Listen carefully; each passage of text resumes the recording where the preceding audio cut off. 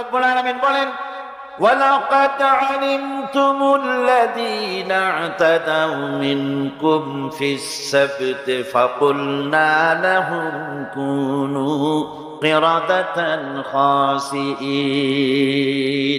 ইহুদীদেরকে লক্ষ্য করে আল্লাহ পাক বলছেন, নিজেদের জাতির সেই সব লোকদের ঘটনা নিশ্চয়ই তোমাদের মনে আছে যারা নাকি শনিবার দিনের বিধানকে অমান্য করেছিল, মাছ খেয়েছিল। এই মৎস্য নিষিদ্ধ মৎস্য ভক্ষণ করার কারণে কতগুলো বান্দর হইল? 70,000। এই 70,000 লোকই কিন্তু মাছ খায় নাই। 3টা ভাগ হয়ে গিয়েছিল। কয়টা ভাগ হয়েছে? 3টি ভাগ হয়েছে বনি ইসরায়েলের মধ্যে। এক ভাগে মৎস্য খেলো, খুব বুদ্ধি করে খেলো তারা। মানুষ তো বুদ্ধি দারুণ। তারা চিন্তা করলো শনিবারে মাছ যখন খাওয়া নিষেধ, তো শনিবারের দিন মাছ যখন আসবে কেনারায় একটা বেড়া দিয়ে রাখবে, এমন করে শনিবারে এসে ঢুকবে, বাইরে যেতে পারবে না। রবিবার দিন ওইটারে ধরিয়ে ধরিয়ে মজা করে খাবো। নিষিদ্ধ মৎস্য ভক্ষণ করলো, এই হলো এক শ্রেণী। 2 নম্বরে মাছ খায়ও নাই, নিষেধও করে নাই কাউকে। 3 নম্বরে মাছ খায় নাই, বরং আল্লাহর এই নিষিদ্ধ ব্যাপারটি জানায় দিয়েছে, খবরদার আল্লাহ নিষেধ করেছেন মৎস্য খেও না। তাহলে কয়টা ভাগ হলো? 3টি ভাগ। রব্বুল আলামিন ইহুদিদের মধ্য থেকে যারা নিষিদ্ধ মৎস্য, নিষিদ্ধ দিনে মৎস্য যারা ভক্ষণ করলো তাদেরকে, আর যারা মাছ খায় নাই, নিষেধও করে নাই, এই 2 শ্রেণীকে একত্রিত করে সব উদারে গোষ্ঠী শুদ্ধা রাতারাতি বানর বানাইয়া দিলেন। তার অর্থ কি? এর দ্বারা বোঝা গেল হক কথা বলতে হবে। অন্যায় চুপ করে যদি সহ্য করেন, অন্যায় যে করে আর অন্যায় যে সহে, দুজনই কি? দুজনের সমান পাপী। আপনাকে নিষেধ করতে হবে, অন্যায়ের বিরুদ্ধে আপনাকে কথা বলতে হবে। লূত আলাইহিস সালামের জামানায় যখন জমিনটাকে উল্টে দেওয়ার জন্য অর্ডার হলো, তখন ফেরেশতা বলছিল, আয় আল্লাহ, এই জমিনে তো একটা লোক আছে যে 30 বছর পর্যন্ত তোমার ইবাদত করেছে, সেই লোকটারে তো সরাবার ব্যাপারে তুমি কিছু বললা না। আল্লাহ রাব্বুল আলামিন বললেন, জমিনটা উল্টায়া ওর মাথায় আগে রাখো, ওরে শুদ্ধা জমিনটারে উল্টায় দাও। কারণ গোটা জাতি যখন আমার সঙ্গে নাফরমানি করছে, আমার নবীর সঙ্গে নাফরমানি করতেছে, তখন এরা কথা বলে নাই। এই লোক নিজের ইবাদত নিয়ে ব্যস্ত ছিল, নিজেকে জাহান্নাম থেকে বাঁচাবার চেষ্টা করেছে। গোটা জাতি জাহান্নামে যায়, সেজন্য ভুরুক্ষেপ করে নাই। হক কথা বলতেই হবে। হক যে বলবে না, হক থেকে যে চুপ থাকবে, সে হচ্ছে শয়তানুন আখরাস, বোবা শয়তান। রাসূলুল্লাহ হাদিসে বলেছেন, হক থেকে যে চুপ থাকে সেটা কি? শয়তান, বোবা শয়তান। বিপদ মুসিবত থেকে বাঁচার জন্য হকের দাওয়াত দিতে হবে, তা না হলে আল্লাহ পাক ক্ষমা করবেন না। না হক যখন সমাজে চলতে থাকে, হকের আওয়াজকে, একজনকে হলেও হকের আওয়াজ বুলন্দ করতে হবে। কোরআনে কারিমে রব্বুল আলামিন বলেন, واتقوا فتنة لا تصيبن الذين ظلموا منكم خاصة। সতর্ক থাকো, বেঁচে থাকো ওই সব বিপদ থেকে, মুসিবত থেকে, যেই বিপদ শুধুমাত্র বিপদের কারণ যারা, ওদের জন্যই নাজিল হবে না, বরং যারা সহ্য করে তাদের উপরও বিপদ আসবে। কুকুর মরে পড়েছে, আপনি নাকে রুমাল দিয়ে যান, বাড়িওয়ালা ভালাইতেছে না, আপনিও ভালাবার চেষ্টা করতেছেন না। এখন এইটা পচে গলে দুর্গন্ধ হয়ে পরিবেশ নষ্ট করে দেবে। তখন এই মরা কুকুরটার দুর্গন্ধে শুধু বাড়িওয়ালাই অসুস্থ হবে না আশেপাশের লোকেরা অসুস্থ হবে? বলেন আপনারা, সবাই অসুস্থ হয়ে পড়বে। সুতরাং বাড়িওয়ালা যদি না ফালায়, আপনার দায়িত্বে আপনাকে ফেলতে হবে। অন্যায় যেখানে উঠবে সেখানেই তাকে নির্মূল করতে হবে। এটা হলো উম্মতে মুহাম্মাদীর দায়িত্ব।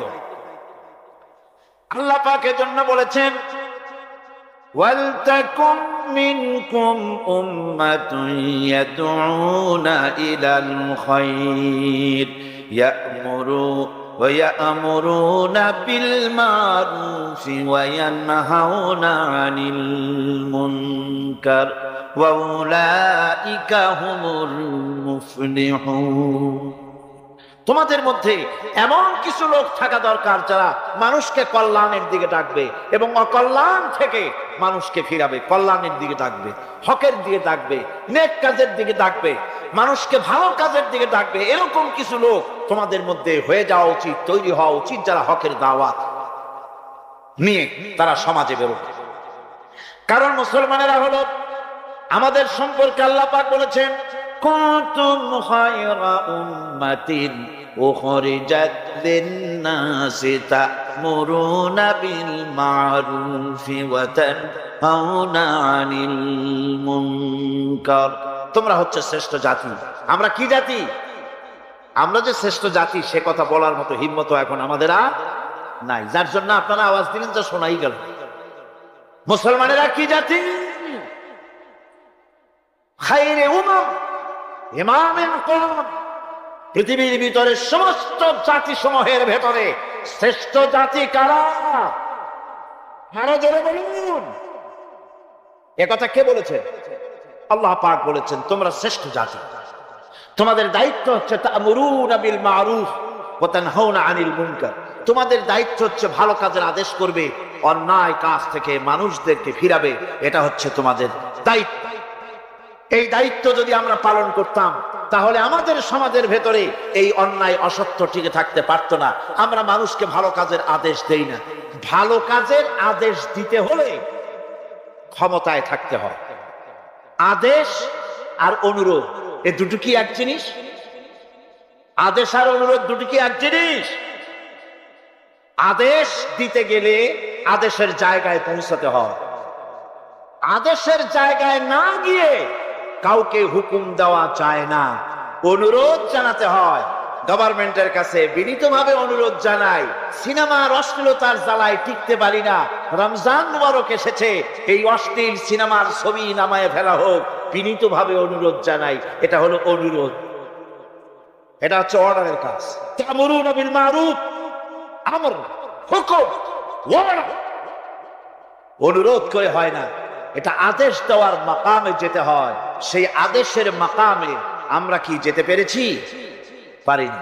আমাদের অবস্থা হচ্ছে মোল্লার দৌড় মসজিদ পর্যন্ত। এই কথাটা যে কে শুনাইছে আল্লাহই জানে। মোল্লা কো জো মিলা হ্যায় মসজিদ মে সেজদে কি ইজাজত, মোল্লা কো জো মিলা হ্যায় মসজিদ মে সেজদে কি ইজাজত, নালায়েক সমঝতে হ্যায় यही ইসলাম কি আজাদ। মৌলভী সাহেব মসজিদের ইমামতি পাইছেন আর মনে করেছেন যে আমি ইসলামের স্বাধীনতা পেয়ে গিয়েছি। ডিসি সাহেব যদি দাওয়াত দেয়, মন্ত্রী সাহেব যদি দাওয়াত দেয়, আনন্দ অস্থির হয়ে যায়। আরে বাপরে, ডিসি দাওয়াত দিছে, কি সোজা কথা, মরি কি বাঁচি, উঠি কি পড়ি। ওই জায়গা পার্লামেন্ট, সেক্রেটারিয়েট, বঙ্গভবন যেদিন কোরআনের দখলে আসবে সেদিন অন্যায়কে বন্ধ করা সম্ভব হবে। আল্লাহর দিকে যে ডাকে সেই ওমান দা ইলাইহি, হাদিস শরীফের ভিতরে আছে মান ক্বালা বিহি সাদাকা। কোরআন থেকে যে কথা বলে সে কি কথা বলে? সত্য কথা বলে। কোরআন থেকে যে কথা বলে সত্য কথা বলে। মান ক্বালা বিহি সাদাকা ওয়া মান আমিলা বিহি উজরা। আরে কোরআন থেকে যারা আমল করে আল্লাহ তাদেরকে পুরস্কৃত করে। ওয়া মান হাকামা বিহি আদালা, কোরআন থেকে যে বিচার করে সেই জাস্টিস, ইনসাফ কায়েম করে। ওয়া মান দা ইলাইহি হুদিয়া ইলা সিরাতিল মুস্তাকিম। আর যারা কোরআনের দিকে দাওয়াত দেয় তাদের দাওয়াতই সহজ সরল দাওয়াত। আওলাদে রাসূল আপনাদের সামনে কোরআনের দাওয়াত দিলেন, কোরআনের পক্ষে কাজ করুন, সবাই হাত উঁচু করে আপনারা সমর্থন দিয়েছেন। আমরাও অপেক্ষা করব এই সমর্থন আপনারা কতদিন বজায় রাখতে পারে। আল্লাহ যেন তৌফিক দেন। জোরে বলেন আমিন। আরো জোরে বলেন আমিন। ওয়া মান আহসানু কাওলাম মিম্মান দা ইলাল্লাহ। ওর চাইতে ভালো কথা কার? সে মানুষকে আল্লাহর দিকে ডাকে। আমরা কার দিকে ডাকি? আমরা তো সমাজতন্ত্রের দিকে মানুষ ডাকি না। বলেন, আমরা কি সমাজতন্ত্রের দিকে মানুষ ডাকি? পুঁজিবাদের দিকে ডাকি, জাতীয়তাবাদের দিকে ডাকি, ধর্মনিরপেক্ষ মতবাদের দিকে ডাকি। আমরা কার দিকে ডাকি? ধর্মনিরপেক্ষ। আমার বন্ধুগণ, মজা তো এখানেই, মজা তো এখানেই। আল্লাহর কথা বলায় যত মজা, এত মজা পৃথিবীতে আর কোথাও নাই। আমি নেতার প্রশংসা করব কখন? আমি তো আমার আল্লাহর প্রশংসা করি, শেষ করতে পারলাম না। আমার আল্লাহ কত বিরাট, কত বড়, কত মহান, কত আজিম। আল্লাহু আকবার, কত মহান। সেজন্য আমি বলি ওই রকম রাজনৈতিক দল না করাই ভালো। সেই রাজনৈতিক দলে থাকলে আল্লাহু আকবার স্লোগান দেওয়া যায় না। মুসলমানের সন্তানেরা, তোমরা কথা বলতে পারবে, তোমাদের নেতাদেরকে জানাও আমি মুসলমানের বাচ্চা, আমার শরীরে একটি নবীর রক্ত প্রবাহিত, সালাউদ্দিন আইয়ুবীর রক্ত প্রবাহিত, শহীদ তিতুমীরের রক্ত প্রবাহিত। সুতরাং দুনিয়ার মিছিলে জনসভায় সব স্লোগান দেওয়া যাবে, নারায়ে তাকবীর আল্লাহু আকবার বলা যাবে না। এমন রাজনীতির কপালে আগুন লাগুক। আমার জন্ম যেদিন হয়েছে, আমার কানে প্রথম কি আওয়াজ শুনেছি? চিল্লায় বলতে হবে কি শুনেছি? আমার আযানের প্রথম শব্দ কি? আমার ইকামতের প্রথম শব্দ কি? আমার নামাজের প্রথম শব্দ কি? আমার জীবনের শেষ নামাজ জানাজার প্রথম শব্দ কি? শেষ শব্দ কি? সুতরাং বঙ্গভবন, পার্লামেন্ট থেকে শুরু করে জীবনের সব ক্ষেত্রে স্লোগান তো একটাই মুসলমানদের, ওয়ামান আহসানু কাওলাম মিম্মান দাআ ইলাল্লাহ। ওর থেকে ভালো কথা আর কার হবে যে মানুষকে আল্লাহর দিকে ডাকে। ওয়া আমিলা সালিহান, আর এরপরে সে নেক কাজ করে, সৎ কাজ করে। ওয়াকালা ইন্নানি মিনাল মুসলিমিন, আর আমি হচ্ছি মুসলমানদের একজন। আমি মুসলমান তা বলছে না, কি বলছে? আমি মুসলমানদের একজন। এই আয়াত নাজিল হলো কখন? যখন মক্কায় মুসলমানদের উপরে অত্যাচারের স্টিম রোলাপ চালানো হচ্ছে। মুসলমানদেরকে চিৎ করে শোয়াইয়া আগুনের উপরে চিৎ করে শুইয়েছে। আগুনের আংটা আগুনের উপরে চিৎ করে শুইয়ে দিয়ে বুকের উপরে পাথর চাপা দিয়ে রাখা হয়েছে। হযরতে খুবাইব রাদিয়াল্লাহু তাআলা মুখে খালি গায়ে দেখে একদিন হযরত ওমর বলেছিলেন, খুবাইব, তোমার পিঠের এমন অবস্থা কেন? কোমরটা এরকম চিকুন, পিঠের ভিতরে এত বড় বড় গর্ত কেন? তিনি বললেন, ওমর ভাই, তোমার কি মনে নাই ইসলাম কবুল করার অপরাধে কাফির বেঈমানেরা আমাকে মারধর করেছে, না খাওয়ায় রেখেছে। তারপরেও যখন ইসলাম আমাকে দিয়ে ছাড়াতে পারলো না, তখন আগুন জ্বালালো, আংটা আগুন বিছায় দিয়া আমাকে চিৎ করে শুইয়া দিয়া আমার বুকের উপরে পাথর চাপা দিয়া রাখলো। আগুন পুড়ে পুড়ে গোশতের মধ্যে ঢুকলো, গায়ের রক্ত আর চর্বি গলে গলে আগুনগুলো নিভে গেল। সেই যে পিঠের ভিতরে গর্ত হয়েছে, আজও পর্যন্ত পিঠের গর্ত মুছে যায় নাই।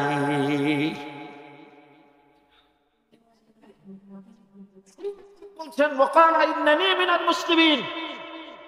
ওই সাহাবীরা যখন নিজেকে মুসলমান বলে পরিচয় দেওয়ার অর্থই হলো সিংহ, ব্যাঘ্র, হিংস্র প্রাণীর সামনে নিজেকে সুপর্দ করে দেওয়া, সেই পজিশনে, ওই প্রেক্ষাপটে মুসলমানরা বলতেছে ইন্নানী মিনাল মুসলিমিন, যে মুসলমান গুলারে তোমরা পিটাও, আমি ওদের একজন মুসলমান। কত বড় সমস্যার কথা! যাদেরকে মারতেছো, পিটাইতেছো, আগুনের উপরে রাখতেছো, আমি তাদেরই একজন মুসলমান। সুবহানাল্লাহ। এইরকম মার খেয়ে অস্থির হয়ে তারপরে হযরত খাব্বাব বিন আল-আরিত রাদিয়াল্লাহু তাআলা আনহু রাসূল করিম সাল্লাল্লাহু আলাইহি ওয়াসাল্লামের খিদমতে হাজির হয়ে বলেছিলেন, শাকাউনা ইলা রাসূলিল্লাহ সাল্লাল্লাহু আলাইহি ওয়াসাল্লাম ওয়া হুয়া মুতাওয়াসসাদুন বুরদাতুন লাহু ফি যিল্লিল কাবা। তিনি কাবা শরীফের ছায়ায় আরাম ফরমাচ্ছিলেন। হযরত খাব্বাব বিন আল-আরিত সেখানে গিয়ে বললেন, আলা তাস্তানসিরু লানা, আলা তাদউ লানা ইয়া রাসূলুল্লাহ, হে রাসূল, আপনি কি আমাদের জন্য দোয়া করবেন না? আমরা তো শেষ হয়ে গেছি। হুজুর বললেন, হুজুর উঠে বসলেন আর বললেন, দেখো তোমরা এখনই ব্যস্ত হয়ে গেল। এখনই ব্যস্ত হলে তোমাদের আগে যারা দিন প্রতিষ্ঠিত করতে এখানে এসেছিল তাদেরকে কাফের কাফেররা তাদেরকে ধরতো, তাদের জন্য গর্ত খনন করত, তারপরে তার মধ্যে কোমর পর্যন্ত দাবাই দিত। সুম্মা ইউতা বিল মানশাব ফায়ুদাউ আলা রাসিহি ফায়ুজালু মিসফাইন, এরপরে করাত মাথার উপরে রেখে জীবিত মানুষটাকে করাত দিয়ে চিরে দুই টুকরা করে ফেলে দিত। মা ইয়াসুদ্দুহু যালিকান দীনে, এত বড় অত্যাচার করেও মুসলমানদেরকে আল্লাহর দ্বীনের রাস্তা থেকে এক চুলও সরাই দিতে পারে না। ওয়াল্লাহি লা ইউতাম্মান্নাল্লাহু হাযাল আমর, আল্লাহর নামে কসম করে বলছি, এমন এক সময় আসবে যখন মানুষেরা যাতায়াত করবে, সুন্দরী রমণীরা যাবে, সওদাগরেরা যাবে, টাকা নিয়ে পয়সা নিয়ে চলাফেরা করবে। লা ইয়াখাফু ইল্লাল্লাহ, আল্লাহ ছাড়া মনের মধ্যে কারো ভয় থাকবে না। সুবহান, আল্লাহ ছাড়া কারো ভয় অন্তঃকরণে থাকবে না। এরকম সময় আসবে, ওয়ালাকিন্নাকুম তাস্তাজিলুন, আসলে তোমরা বড্ড তাড়াহুড়ো করছো, এত তাড়াহুড়ো করো না, অপেক্ষা করো, আমি নবী কসম করছি এমন সময় আসবে। রাসূলুল্লাহ ওয়াদা করেছিলেন। সেরকম সমাজ আসছিল না আসে না? আসছিল কিনা জোরে গান? আসছিল। আল্লাহ পাক বলছেন হকের দাওয়াত দিতে হবে, আর এই দাওয়াত দিতে গিয়ে কিছু পরোয়া করা যাবে না। এই দাওয়াত দিতে গেলে বিপদ আসবে, মুসিবত আসবে, কষ্ট হবে, রক্ত দিতে হবে, জীবন দিতে হবে, তার উপরে ইসলামের রাষ্ট্রের প্রাসাদ নির্মাণ হবে। এই শহরের বড় বড় বিল্ডিং আছে না? আছে কিনা? এই বিল্ডিং গুলির কাছ থেকে আপনি হেদায়েত নিতে পারেন। বিল্ডিং এর কাছ থেকে হেদায়েত নেবেন কি? বিল্ডিং এর কাছ থেকে হেদায়েত নেবেন। বিল্ডিং তৈরি করতে গিয়ে কিছু ইট ভেঙ্গে চুড়ে টুকরা টুকরা হয়ে মাটির তলে যেতে হয়েছে নাকি হয় নাই? মাটির তলে যে ইটগুলি গেল, সেই ইটেরা যদি বলতো আমরা মাটির তলে যাব না, আমরা উপরে থাকবো, যাতে করে বার্জারের রং আমার গায়ে লাগে, এটা যদি বলতো, তাহলে বিল্ডিং কি তৈরি হইতে পারতো? বিশাল একটা বিল্ডিং, 100 তলা বিল্ডিং তৈরি করতে গিয়ে শত সহস্র ইটকে টুকরা টুকরা হয়ে মাটির তলায় মাদফুন হতে হয়েছে। তার উপরে বিল্ডিং এর ফাউন্ডেশন হয়ে গেল, তার উপরে বিরাট বিল্ডিং দাঁড়ায় গেল। ইসলামের বিল্ডিং যদি বানাতে চাই, ইসলামের রাষ্ট্রের ইমারত যদি করতে চাই, আপনার মতো আমার মতো হাজারো লাখো মানুষকে শহীদ হয়ে মাটির তলায় চলে যেতে হবে। এরকম শাহাদাতের উপরে ভিত্তি করে ইসলামের ইমারত গড়বে, নইলে হবে না। শাহাদাতের তামান্না দিলের মধ্যে থাকতে হবে। আছে আপনাদের শাহাদাতের তামান্না? বন্ধুগণ, কোরআন শরীফের এই তাফসীরের মাহফিলে আমরা সব সময় হক কথা বলি, ঠিক কিনা? 20 বছরের ইতিহাস তার সাক্ষী। দেশি বিদেশি আন্তর্জাতিক দুনিয়া মুসলিম নির্যাতনের, মানবতা নির্যাতনের বিরুদ্ধে আমরা কোরআনের মাহফিল থেকে কথা বলে থাকি, ঠিক কিনা? আমি আগেই বলেছি, আক্ষরিক অর্থে এ মাহফিল কোন রাজনৈতিক দলের মাহফিল নয়, এটা কোরআনের মাহফিল। জোরে বলেন, কিসের মাহফিল? আর কোরআনের মাহফিল থেকে যদি হক কথা বলা না হয়, তাহলে হক কথা বলা হবে কোথায়, ঠিক কিনা? আজ দেশের জন্য কল্যাণ হবে, আমরা কল্যাণ চাই, শান্তি চাই। বন্ধুগণ, কোরআনে কারীম বলছে ওয়াতাওয়াসাউ বিল হক ওয়াতাওয়াসাউ বিস সাবর, হকের দাওয়াত দাও। আর হকের দাওয়াত দিতে গেলে বিপদ আসবে। হকের দাওয়াত দিতে গেলে কি আসবে? বিপদ আসবে। সেই বিপদ আসলে সবর করতে হবে। কি করতে হবে? সবর করতে হবে। এই সবর হচ্ছে মহা ক্ষতি থেকে বাঁচার জন্য 4 নম্বরের বিষয়। এটা হলো কয়টা কথা আমাদেরকে ক্ষতি থেকে রক্ষা করবে? বলেন না কয়টা? 4টা। তার একটা হলো কি? 2 নম্বরে কি? আমলে সালেহ। 3 নম্বরে কি? হকের দাওয়াত। 4 নম্বরে কি? সবর। একটু জোরে সোরে জিকির করেন, লা ইলাহা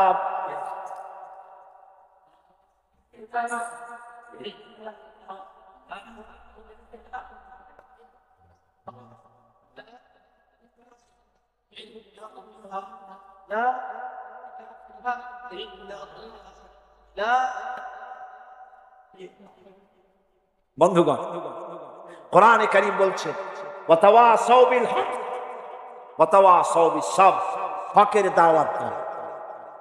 আর হকের দাওয়াত দিতে গেলে বিপদ আসবে। হকের দাওয়াত দিতে গেলে কি আসবে? বিপদ আসবে। সেই বিপদ আসলে সবর করতে হবে। কি করতে হবে? সবর করতে হবে। এই সবর হচ্ছে মহা ক্ষতি থেকে বাঁচার জন্য 4 নম্বরের বিষয়। এটা হলো কয়টা কথা আমাদেরকে ক্ষতি থেকে রক্ষা করবে? বলেন না কয়টা? 4টা। তার একটা হলো কি? 2 নম্বরে কি? আমলে সালেহ। 3 নম্বরে কি? হকের দাওয়াত। 4 নম্বরে কি? সবর। একটু জোরে সোরে জিকির করেন লা ইলাহা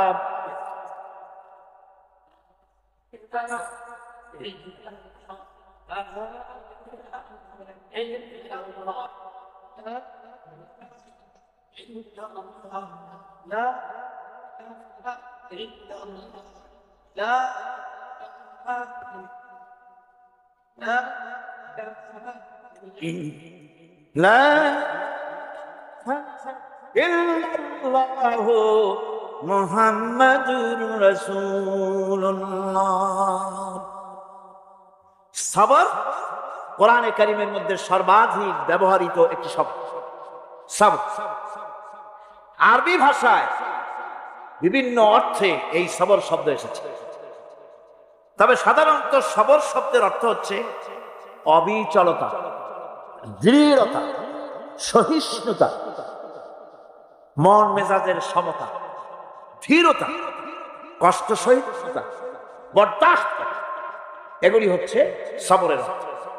আমরা মনে করি সবর হচ্ছে ধৈর্য। হ্যাঁ, ধৈর্য ঠিক, কিন্তু সেই ধৈর্যের অর্থ কি? এই ধৈর্যের অর্থ এই নয় যে কেউ আপনার একটা থাপ্পড় মারবে আর আপনি বলবেন ভাই হাতে ব্যথা পাইছেন নাকি, তাহলে আমার আর একখান থাপ্পড় দিয়ে দাঁত যে কয়টা আছে তাও ফালাই দেন। এর নাম সবর। সবর হলো বিপদে আপনি হতাশ হবেন, বিপদে ভেঙে পড়বেন না, বিপদে থাকবেন দৃঢ়, অবিচল, মাথা ঠান্ডা, সুস্থ মস্তিষ্কে বিপদকে ওভারকাম করার জন্য কৌশল অবলম্বন করবেন। এটাই হচ্ছে সবর। ধৈর্য ধরতে হবে অবিচলতার সাথে, দৃঢ়তার সাথে, সহিষ্ণুতার সাথে। আপনার প্রাইমারি স্কুলে ভিজিট করতে গিয়েছিলেন ইন্সপেক্টর, তারপরে প্রাইমারি হাই স্কুল ভিজিট করতে গেছে, যারা জিজ্ঞেস করছে ছেলেরা কি পড়ছে? বল ইতিহাস। ঠিক আছে, ইতিহাস থেকেই প্রশ্ন করব, বলতো চীনের প্রাচীর কে ভেঙেছে? ছেলেরা জবাব দিচ্ছে তুমি বলো, তুমি বলো। কেউ বলছে বেঞ্চের কোনা যে ছেলেটি সে বলছে সর্বনাশ। কেউ যখন স্বীকার করে না, এটা তো আমার মাথায় আসে। সব শেষ ইন্সপেক্টর তাকে বলছে তুমি বলো তো কে ভেঙেছে চীনের প্রাচীর? কয় স্যার, গ্রামে আমার দুষ্টমির যথেষ্ট বদনাম আছে, কিন্তু চীনের প্রাচীর ভাঙার মতো দুষ্কর্ম আমি করি নাই। ইন্সপেক্টর খুব রেগে গেলেন, মাস্টারের দিকে তাকালেন, এই বুঝি আপনার ইতিহাস পড়ানো? মাস্টার ইন্সপেক্টরের বিরক্তি ভরা মুখ দেখে বলছেন স্যার রাগ করবেন না, এসব ছাত্র তো আমার, ওদের অবস্থা তো আমি জানি। আপনি আসছেন ঢাকা থেকে, আপনি জানবেন কি? আমি হলপ করে বলতে পারি আমার ক্লাসের কোন ছাত্র চীনের প্রাচীর ভাঙে নাই। ইন্সপেক্টর রাগ হইয়া চলে গেছে হেডমাস্টারের রুমে, যায় বলছে যে আমি আপনার স্কুলের গ্রান্টকে আমি নাকচ করে দেব, মঞ্জুরি আমি ক্যান্সেল করে দেব। কেন? এই অবস্থা। হেডমাস্টার বলছে স্যার রাগ করবেন না, আপনার জন্য কিছু টাকা পয়সা রাখছি হাদিয়া। বড় একটা চর্বিযুক্ত খাসিও জবাহ করা হয়েছে, পুকুর থেকে রুই মাছ তোলা হয়েছে। তারপরেও আমার ছাত্ররা, টিচাররা বলার পরেও যদি আপনার সন্দেহ হয়ে থাকে যে আমার ছাত্ররাই ভাঙছে, তো ওই আপনি অসন্তুষ্ট হবেন না, রাগ করবেন না। স্যার ওই প্রাচীর ভাঙতে যা খরচ লাগে আমি কিছু খরচ দেবো, তো আপনি রাগ করেন না। এখন চিন্তা করেন, স্কুলের ছাত্র থেকে শুরু করে হেডমাস্টার পর্যন্ত জ্ঞানের বহর।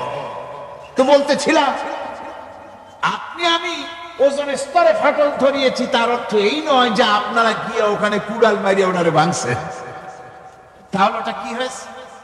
কোরআনে কারীমে রব্বুল আলামিন বলেন, ওয়ামা আসাবাকুম মিন মুসিবাতিন ফাবিমা কাসাবাত আইদিকুম ওয়া ইয়াফু আন কাসীর।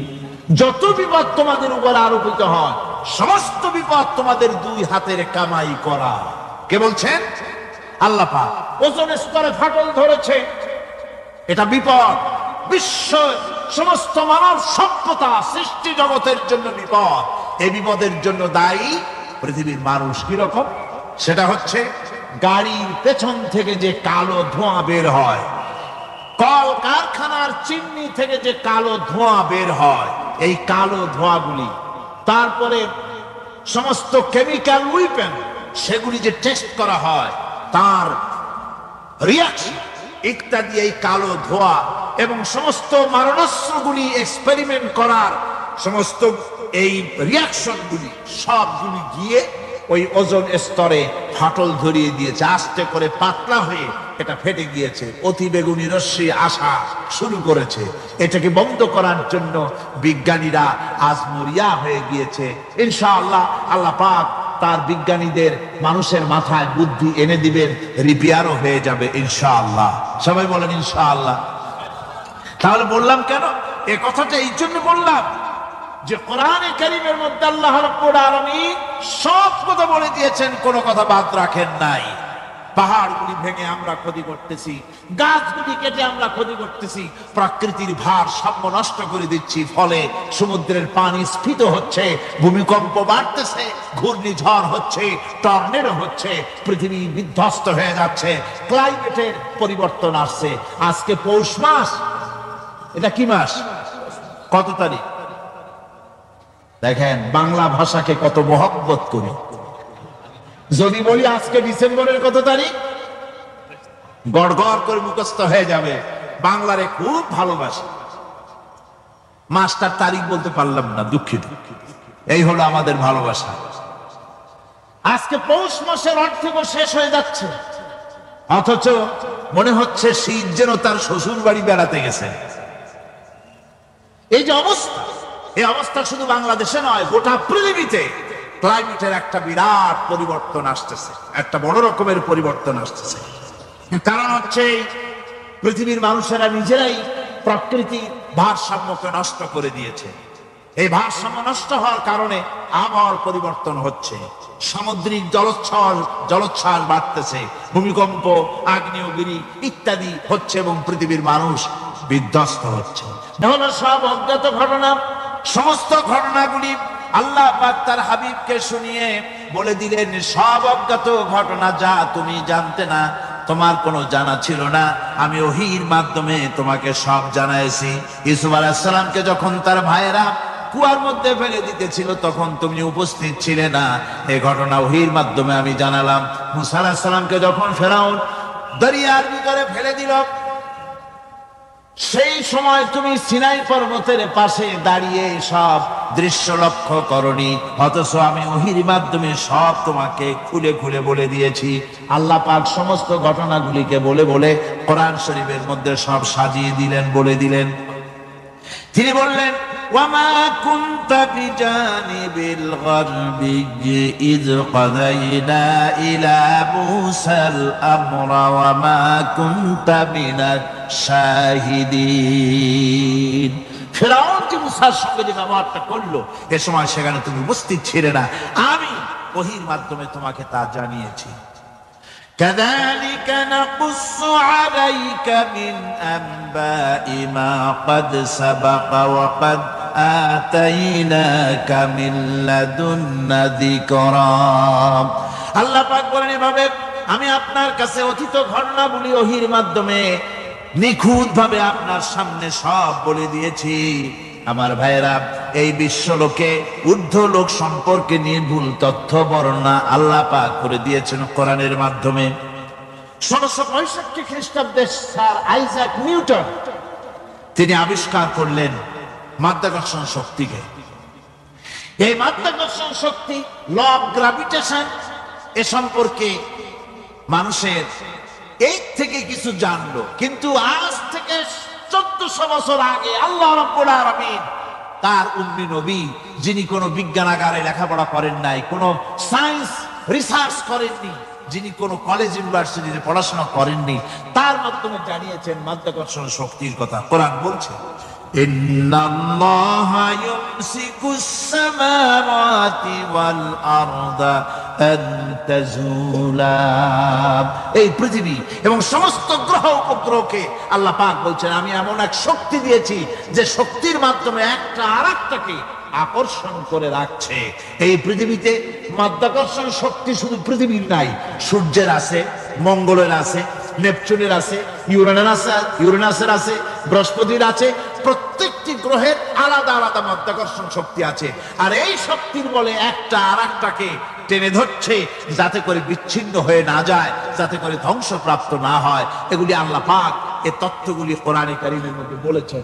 ফলে মরিস বুকাইলির মতো লোক, যিনি ফরাসি দার্শনিক, তিনি বলেছেন দুনিয়ার সমস্ত বিজ্ঞানীদের থিওরি হচ্ছে এই যে বিজ্ঞানের কোনো থিওরি ফাইনাল নয়। আজ একটা হচ্ছে, কাল সেটাকে পরিবর্তন করে নতুন আরেক থিওরি আসতেছে। মরিস বুকাইলি মনে করেছিলেন বেদ আর বাইবেলে যেমন ভুল আছে, কোরআন শরীফে ওই রকম ভুল আছে, নাউজুবিল্লাহ। সেই জন্য তিনি আরবি শিখলেন কোরআন বোঝার জন্য, ভুল ধরার জন্য। কোরআন শিখলেন কি জন্যে? ভুল ধরার জন্য। আর এমন শিখছেন, ওই আরবি শিক্ষা মানে আমাদের দেশের লোকদের মতো আনাকুম জানাকুম শেখে নাই, ভালো করেই শিখছে, ভালো করেই মুখস্থ করেছেন, তার ভালো করে আরবি শিখেছেন, তারপরে কোরআন শরীফ পড়েছেন, তারপরে তিনি এ কোরআন পড়ে তেলাওয়াত করে বুঝে এরপরে তিনি বই লিখেছেন the Bible, the Quran and science. এই বইয়ের মধ্যে তিনি পরিষ্কার লিখেছেন কোরআন পড়লাম, এর ভিতরে একটা নকতা দেওয়ার, একটা কলমের ফোঁটা দেওয়ার জায়গা কারো নাই। কোরআন নিঃসন্দেহে মহান স্রষ্টা আল্লাহ রাব্বুল আলামিনের মানুষের বানানো কিতাব, এটা হতে পারে না। সুতরাং কোরআন শরীফের মধ্যে আল্লাহ পাক সব কথা বলে দিয়েছেন। বিজ্ঞানের সাথে কিন্তু কোরআনের সংঘর্ষ নাই। অনেকে মনে করে যে বিজ্ঞান আর কোরআন এর মধ্যে বিরাট সংঘর্ষ। না, বিরাট সংঘর্ষ নয়, দুই একটা পয়েন্টে সংঘর্ষ থাকতে পারে। অধিকাংশ ব্যাপারই বিজ্ঞান, আমি মনে করি বিজ্ঞানের আবিষ্কার যত বাড়বে কোরআন বোঝা মানুষের জন্য তত সহজ হবে। আমার এই মহাশূন্যের ভেতরে রয়েছে black hole. Black hole, black hole কি? ব্ল্যাক হোল হচ্ছে একটা বিরাট অন্ধকার গহ্বর, একটা মৃত্যুকূপ। এত বড় বিরাট ব্ল্যাক হোল মহাশূন্যে আছে, বিজ্ঞানীরা হয়রান হয়ে গেছে। তার এত বড় শক্তি, সে শুধু তারা খায় না, কোন তারকা ঘুরতে ঘুরতে যদি তার কাছে এসে যায় তারাকে খেয়ে ফেলে। কোন আলো যদি কাছে আসে, আলো শুষে নিতে নিতে আলো যার থেকে এসেছে সেটাকেও শেষ করে ফেলে। এ ধরনের একটা দারুণ আকর্ষণী শক্তি তার মধ্যে আল্লাহ সৃষ্টি করেছেন। একটা ব্ল্যাক হোল আছে মহাশূন্যের ভিতরে। সূর্য, চন্দ্র, গ্রহ, নক্ষত্র, যে সূর্য পৃথিবীর চাইতে 13 লক্ষ গুণ বড়, এমন 2 কোটি সূর্য খাইয়া হজম করতে পারে এত বড় ব্ল্যাক হোল আল্লাহ তৈরি করে রেখেছেন মহাশূন্যের উপরে। রয়েছে মিল্কি ওয়ে, রয়েছে গ্যালাক্সি, অন্তত 10,000 কোটি, 10 সহস্র কোটি তারকা দিয়ে সমৃদ্ধ গ্যালাক্সি মিল্কি ওয়ে, যেটা অন্ধকার রাত্রে, তারকা সজ্জিত রাতে উত্তর দক্ষিণ দিকে টানা একটা পথের মতো দেখা যায়। এটা হচ্ছে গ্যালাক্সি, এইটাকে বলা হয় মিল্কি ওয়ে। এটা হচ্ছে ছায়াপথ। অসংখ্য তারকার মধ্যে রয়েছে। কত বড় বড় তারকা, অনেক দূরে। তাই আমরা দেখি বিন্দু বিন্দু, আসলে কি বিন্দু না। কত বড় জানেন? বিজ্ঞানীরা বলেছেন দৈত্যের মতো বিরাট বিরাট তারকা আছে, যে সূর্য পৃথিবীর চাইতে 13 লক্ষ গুণ বড়। এরকমের সূর্য অন্তত 3 কোটি সূর্য খাইয়া হজম করতে পারে। এরকম অসংখ্য তারকা মিল্কি ওয়ের ভিতরে আল্লাহ সৃষ্টি করেছেন। সুবহানাল্লাহ বিহামদিহি, সুবহানাল্লাহ। আর মানুষ লাফায়, 4 আঙ্গুল মানুষ খালি লাফ দেয়, মোষ কতগুলো রাখে, কোন আনন্দে লাফাও। কি শক্তি তোমার! মহাশূন্যের তুলনায় এই পৃথিবীর অবস্থান কি জানেন? এই জন্য যত বেশি পড়াশোনা করবেন মাথা নত হয়ে যাবে। কমিউনিস্ট হয় ছাগলেরা, বুদ্ধিমান কোনোদিন কমিউনিস্ট হয় না। কারা কমিউনিস্ট হয়? ছাগলগুলি, যাদের আকল নাই, যাদের জ্ঞান নাই, বুদ্ধি নাই, ওরাই কমিউনিস্ট হয়। কোন চিন্তাবিদ, কোন বিজ্ঞানী কমিউনিস্ট হয় না। মাথা নত হয়ে যায়, আল্লাহর এই সৃষ্টি দেখে পাগল হয়ে। নিঃসন্দেহে আল্লাহ আছেন, নইলে পরে এগুলি হয় কি? আমি চিন্তা করি পাই না কমিউনিস্ট হয় কেমন, কতখানি পাগল হইলে হয়। ছোট্ট একটা রুমাল দেখলে মনে করি কোন তাঁতি এটারে বানাইছে। একটা এই কি জানি কয় মাইক দেখলে মনে করি কেউ এটাকে বানাইছে। টেবিল দেখলে মনে করি কেউ বানাইছে। ফ্রিজ দেখলে মনে করি বানাইছে কেউ। একটা সুই দেখলে মনে করি কেউ এটাকে বানাইছে। আর এই বিশাল পৃথিবী, ওই বিশাল আকাশ, কমিউনিস্টরা কয় এমনি এমনি হয়েছে। কয় বোতল খায় দৈনিক আল্লাহ জানে। আমার বন্ধুগণ, মাথা নত হয়ে আসবে চিন্তা করলে কি বিশাল সৃষ্টি আল্লাহ পাকের। এই ছায়াপথ, এই গ্যালাক্সি, এর তুলনায় পৃথিবীর অবস্থান কোথায়? পৃথিবীর অবস্থানটা হচ্ছে, আমার হাতে এটি একটি কলম। এই কলমটা কাগজের উপরে আমি যদি এই নিপটা রাখি, কাগজের ভিতরে নিপে যতটুকুন জায়গা টাচ করবে, মহাশূন্য গ্যালাক্সি মিল্কি ওয়ে, আল্লাহর এই মহাশূন্যের তুলনায় পৃথিবীর অবস্থান একটা কলমের নিপে যতটুকুন জায়গা নাই, এর থেকে বেশি নয়। এই যদি হয় পৃথিবী, তাহলে সেই পৃথিবীর মানুষ আপনি, আপনি কতটুকু? সলিমুদ্দি বসিরুদ্দি খালি লাফা। আমার বন্ধুগণ, লাভ লাভের চলে বলে হ্যাং করেঙ্গে ত্যাং করেঙ্গে, লাঠিকে আন্দার মুগুর ভরেঙ্গে। কয়দিন পর শোনা যায় শীত হয়ে পড়ছে, কিছু নাই। সুতরাং আল্লাহ পাকের অসীম সৃষ্টি জগৎ, এর সঙ্গে বিজ্ঞানের সংঘর্ষ কম, দুই একটা পয়েন্টে আছে। বাকি সবগুলিতে বিজ্ঞানের আবিষ্কার যত বাড়তেছে, আল্লাহরে চেনা, সৃষ্টি জগৎকে জানা মানুষের জন্য তত সহজ হচ্ছে। এই কথাগুলি আমি সামনের দিকে আরো বলবো ইনশাআল্লাহ। সবাই বলেন ইনশাআল্লাহ, যাতে আমাদের বুঝে আসে। আর রহমান আল্লামাল কোরআন, কোরআন শিখিয়েছেন আমাদেরকে রহমান, এমন নিয়ামত দিয়েছেন যার মধ্যে সব আছে। মানুষ সৃষ্টির ব্যাপারে, মানব সৃষ্টির ব্যাপারে নির্ভুল তথ্য যদি পেতে হয়, তাহলে কার কাছে যাব? জোরে কন। আল্লাহর কাছে যেতে হবে। আর আল্লাহর কাছে না যাইয়া মানব সৃষ্টির রহস্য যদি জানতে যাই ডারউইনের কাছে, তাহলে আপনার মামু হবে সুন্দরবনের বান্দরেরা। ঠিক কিনা? বান্দরেরা হবে মামু, শিম্পাঞ্জি ওরাংউটাং হবে আপনার নানা আর দাদা। তার কারণ ডারউইন সাহেব বলেছেন, মানুষ এর পূর্বপুরুষ হলো বাঁদর, শিম্পাঞ্জি, ওরাং ওটাং। এটা হলো তার থিওরি অফ ইভলিউশন। এই বিবর্তনবাদের থিওরি পেশ করতে গিয়ে তিনি বলেছেন মানুষ হলো বান্দরের জাত। আরে বেটা, তুই বান্দরের জাত। নিজের লেজ কাটিয়া সকলের লেজ কাটা আরম্ভ করতে যাচ্ছে। কি পাগলের পাগল, মানুষ হয়েছে বান্দরের জাত। আশ্চর্য কথা। কেমনে কইলে? তো বললো যে শিম্পাঞ্জি দেখছে, তো সে শিম্পাঞ্জি দেখে তার মনে হয়েছে যে মানুষ ওইরকমই তো দেখা যায়, তো মানুষ বুঝি বান্দর থেকেই আসছে। আমি বলি, পৃথিবীতে এমন পাগল আমি কোনোদিন দেখিও নাই, শুনিও নাই যে কোন পাগল পাবদা মাছ দেখে বলেছে যে এটা হচ্ছে বোয়াল মাছের পূর্বপুরুষ। টাকি মাছ দেখে কোন ছাগলেও বলেছে আজ পর্যন্ত যেটা হলো শোল মাছের পূর্বপুরুষ।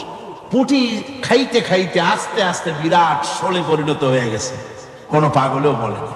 আচ্ছা, মেনে নিলাম ডারউইন সাহেবের থিওরি, মেনে নিলাম এক সেকেন্ডের জন্য যে বান্দর থেকেই মানুষ হইছে। এখনো তো বানর প্রজাতি আছে না শেষ হয়ে গেছে? আছে কিনা?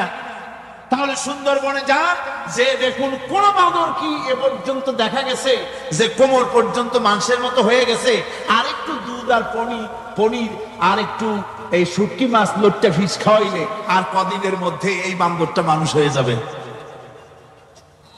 হয়েছে এরকম? বাঁদরের 12 আনা মানুষ হয়ে গেছে, 14 আনা মানুষ হয়ে গেছে, আর অল্প একটু বাকি। এরকম দেখা গেছে কোথাও?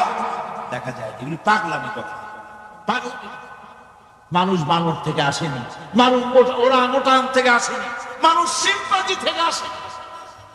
মানুষ এসছে কোত্থেকে? এটা জানতে হলে এই নির্মূল তথ্য জানার জন্য আসতে হবে কোরআনের কাছে। কার কাছে? আল্লাহ রাব্বুল আলামিন তার হাবিবের মুখ থেকে মানব সৃষ্টি রহস্য তিনি উদ্ঘাটন করে দিয়েছেন। তিনি বলেছেন, দুনিয়াবাসীকে শুনিয়েছেন, ফালইয়ানজুরিল ইনসানু মিম্মা খুলিকা মিম্মা ইন দাফিকিন ইয়াখরুজু মিন বাইনিস সুলবি ওয়াত তারাইব। আল্লাহ পাক বলেন, মানুষ কি তার সৃষ্টি রহস্য দেখে না? কেমনে তাকে আমি সৃষ্টি করেছি? মায়ের বক্ষ পিঞ্জর থেকে, বাপের পৃষ্ঠ থেকে সবেগে নির্গত এক ফোঁটা নাপাক পানি দিয়ে আমি আল্লাহ মানুষকে সৃষ্টি করেছি। বান্দর থেকে নয়, ওরাংউটাং থেকে নয়, শিম্পাঞ্জি থেকে নয়, মানুষের অরিজিন মানুষ। আদম থেকে তোমরা জন্মগ্রহণ করেছো, আদম এসেছে মাটি থেকে, তোমরা এসেছো আদম থেকে। সুবহানাল্লাহ বিহামদি। এটাই হলো মানব সৃষ্টির রহস্যের কথা আল্লাহ পাক বলে দিয়েছেন। অন্যত্র আল্লাহ বলেন, ইন্না খালাকনাকুম মিন তুরাবিন সুম্মা মিন নুতফাতিন সুম্মা মিন আলাকাতিন সুম্মা মিন মুদগাহ। নিষ্প্রাণ মাটি থেকে তোমার উৎপত্তি হয়েছে, আর এই নিষ্প্রাণ মাটি দিয়ে তোমাকে তৈরি করা হয়েছে। এগুলি মাতৃগর্ভের ভিতরে গিয়া নাপাক পানি ফোঁটা জমাট রক্ত হয়েছে, গোশত হয়েছে, তারপরে মানুষের আকৃতি দিয়েছি, আর এরপরে বাচ্চার আকারে মায়ের পেট থেকে আমি আল্লাহ মানুষ করে তোমাকে বের করেছি। সুতরাং মানব সৃষ্টি রহস্যের কথা বিজ্ঞানের সাথে যেটা সাংঘর্ষিক হবে কোরআনের সাথে, আমরা সেটা মানতে পারি না। আমাদেরকে মানতে হবে মূল জ্ঞানের কিতাবটা। মূল জ্ঞানের কিতাব কোনটা? জোরে কোন তো কোনটা? এখানে সব কথা আল্লামাল কোরআন। কোরআন শিখিয়ে মানুষকে আল্লাহ পাক সবচাইতে বড় দয়া করেছেন, এর থেকে বড় দয়ার হয় না।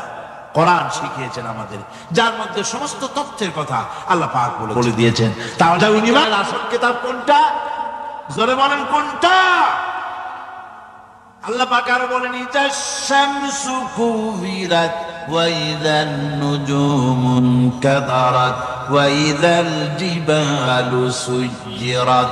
তারকাগুলি, সূর্যের আলো থাকবে না, নক্ষত্রগুলো স্থানচ্যুত হয়ে যাবে, কক্ষচ্যুত হয়ে যাবে, পাহাড়গুলিকে পরিচালিত করে দেওয়া হবে, কিছুই থাকবে না, সব শেষ হয়ে যাবে।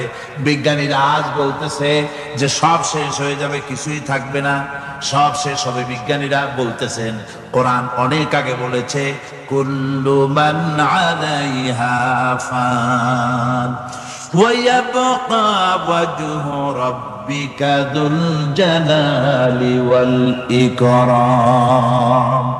সব শেষ হয়ে যাবে, বিশ্বে যা কিছু আছে সব লয় হবে, ক্ষয় হবে, ধ্বংস হবে, কিচ্ছু থাকবে না। থাকবেন শুধু আল্লাহ সুবহানাহু ওয়া তাআলা। সুবহানাল্লাহি ওয়া বিহামদিহি। কোরআনে কারীম এ কথা বহু আগে আমাদেরকে জানিয়ে দিয়েছে। সুতরাং আসল জ্ঞানের কিতাবটাই হচ্ছে কোরআনে কারীম। এই কোরআনের কাছে আমরা যত যেতে পারবো, যত কোরআন বুঝতে পারবো, ততই আমাদের জন্য আমরা সমৃদ্ধ হতে পারবো। আমাদের উপর আল্লাহর রহমত আসবে, আমরা সমাজ চালাতে পারবো, আমরা দেশ চালাতে পারবো, আমরা দুনিয়ায় শান্তি পাবো, আমরা আখিরাতেও মুক্তি লাভ করতে পারবো। কোরআনে কারীম সমস্ত বিজ্ঞানের উৎস, দর্শনের উৎস। এইটা না জানলে কিছুই জানা হয় না, এইটা জানা হলে সব জানা হয়। পণ্ডিত আপনার ডক্টর শহীদুল্লাহ, আল্লাহ জান্নাত নসিব করুন, সবাই বলুন আমিন। তিনি বলতেন, বড় বড় সেমিনারে গিয়ে বলতেন তিনি, যে আপনারা যারা বক্তব্য রাখতে এসেছেন জনগণকে বলছি না, যারা বক্তব্য রাখতে এসেছেন, এমএ পাস করেছেন, ডিগ্রি করেছেন, পিএইচডি করেছেন, এভারসিএস করেছেন, বহু কিছু ডিগ্রি আপনারা লাভ করেছেন, নামের আগে 6 হাত লম্বা ডিগ্রি আপনারা লাগাইছেন, আপনারা পণ্ডিত ঠিকই, কিন্তু এই কোরআন শরীফের জ্ঞান যদি আপনাদের না থাকে, আপনারা পণ্ডিত, তবে আপনারা মূর্খ পণ্ডিত। কি পণ্ডিত? কি পণ্ডিত? মূর্খ পণ্ডিত। ওরা বলে যে মৌলবীরা জানে কি, মৌলবীরা জানে কি? আরে ভাই, মৌলবীদের কাছে তো আসল জ্ঞান আছে, সুবহানাল্লাহ, এখানে সবটা আছে। আপনারা এখানে আসেন, এটা বিশ্বাস করলে আপনি সবটা পেয়ে যাবেন। কোরআন বিশ্বাস করতে পারলে, কোরআন জানতে পারলে আপনি সব জানবেন।